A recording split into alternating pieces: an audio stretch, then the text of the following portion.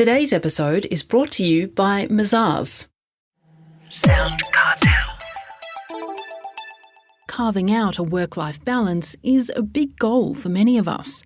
But is that actually what we need? Or is there a different way to think about managing our lives?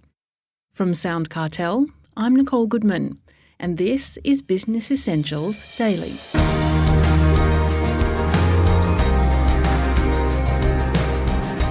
According to LeBusque, the answer is yes.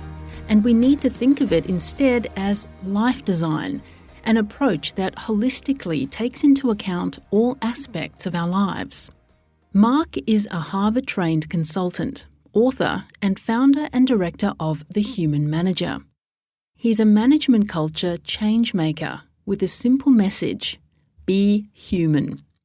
As humans, we need stability, but not at the cost of real flexibility. And to prove the theory, Mark reveals some extraordinary results that benefit not only the business, but the person as well. Before Mark offers his 5 tips for business owners to create this kind of flexibility, he explains the distinction between work-life balance and life design. Work-life balance makes an assumption that work is separate to your life and work isn't separate to your life, whereas life design is all-encompassing and incorporates work, family and friends time, self-time, community time, sleep time. So that's more of an all-encompassing picture than the old outdated work-life balance. You know, doing a 1-hour lunch and learn on getting a better work-life balance isn't going to help people. So if we do that for you, but then we look away when you're working 16-hour days, it doesn't mean much. We've ticked the box. The old way was to tick the box. The new way is to be honest with your people about what you expect of them. Tell them not to think they can take advantage of some new way, because we still need to get the results at work.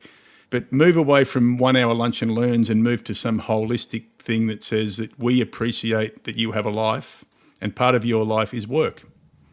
And why is now a great time to invest in building a life design for staff? Because the world's been thrown on its head in the last 18 months. So this is a great time for us to reset now and say, what is the role of work in somebody's life? And how much more have we found out about people's lives? And how can we give them permission to continue to find something that's somewhere between where we were back 18 months ago and where we are today? Well, to help business owners do this, you actually have 5 tips to embracing real flexibility. And the first is replacing work-life balance with, as you say, life design. Yeah, so I guess they're just words and perhaps people could say they're semantics, but what this is about is giving permission for people to live a very holistic life, which incorporates work as well. So let's start to call it something differently to move away from the stigma or this idea that there's a work person and then there's a life person, because it's the one and the same human. Well, the second tip is to allow for a real-time assessment of your current life design. Yeah, so I use a really simple, crude tool, I'm going to say. It's a 2-week audit on 5 areas, which is sleep time, self-time, family and friends time, work time and community time, and literally for 2 weeks, getting a sense of tracking that so you can start somewhere to go, hey, I thought it was like this, but it's actually completely different to that. So giving people permission again to look at how they're living their life and maybe getting off the hamster wheel that they're on at the moment. Yeah, because if you're in it, it's hard to see the wood for the trees sometimes. Yes. Well, the third tip, you say, is to see each employee as unique. So one of the things that we need to start to take into account is that the demographic in the workplace is everything from our new starters in their early 20s to people who are in, their 60s and 70s, different stages of their lives. So we need to start to look at the uniqueness of this. And I look at things like you might have a young mum with a couple of kids that she wants to spend a bit more time in the morning with, versus someone who says, I only want to work 4 days a week because I love going on a 3-day hike on the weekend. And starting to take that into account when we're working out the best way to get our people to do their best work is to think of them as unique individuals and not come up with some policy that says, this is how we want you to work. So uniqueness is really important here. Well, the fourth tip we hear a lot is to encourage honest conversations. So how can we do that when it comes to life design? We've got to start the conversation and be honest ourselves and say, you know what, I'm not doing this very well, or I am doing this well because you don't see me here all hours of the day, and I now want you to be honest with me. So, Mark, when I see you leaving at 4 o'clock and you sort of sneak out, you don't need to do that anymore, because if you've got something you need to get to, let's be honest about it. Tell me about it and I'll let you do that, providing we get the work done. But creating that space so that people don't have to feel guilty for getting in late or leaving early, but it's just an open, honest conversation that, again, is revolved around just trusting people are doing the right thing. And lastly, you suggest building in non-work performance goals. Why is this so important?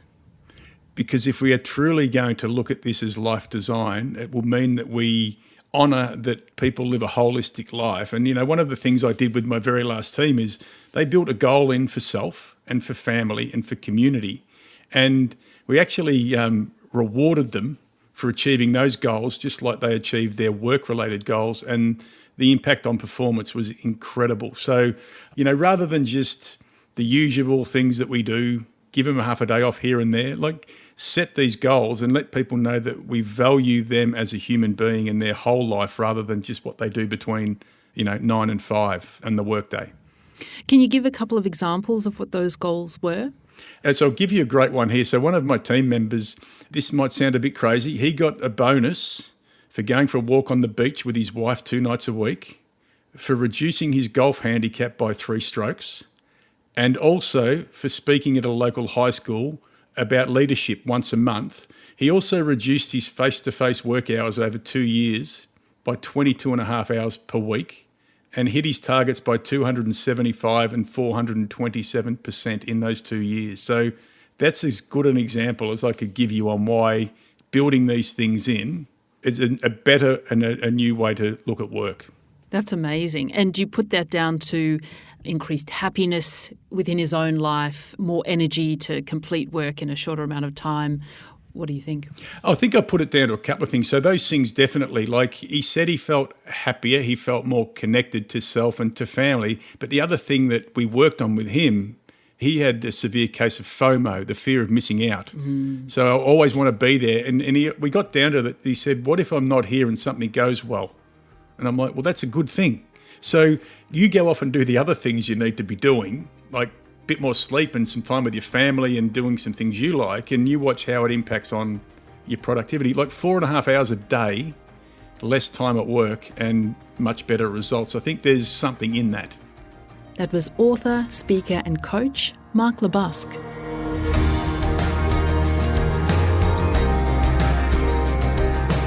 This episode of Business Essentials Daily is produced by the team at SoundCartel. Thanks for listening. I'm Nicole Goodman. We'll bring you more Be Daily tomorrow. Follow @BE Daily Podcast across social media and head to bedaily.com.au for more from the Business Essentials Daily podcast. SoundCartel. This episode was brought to you by Mazars.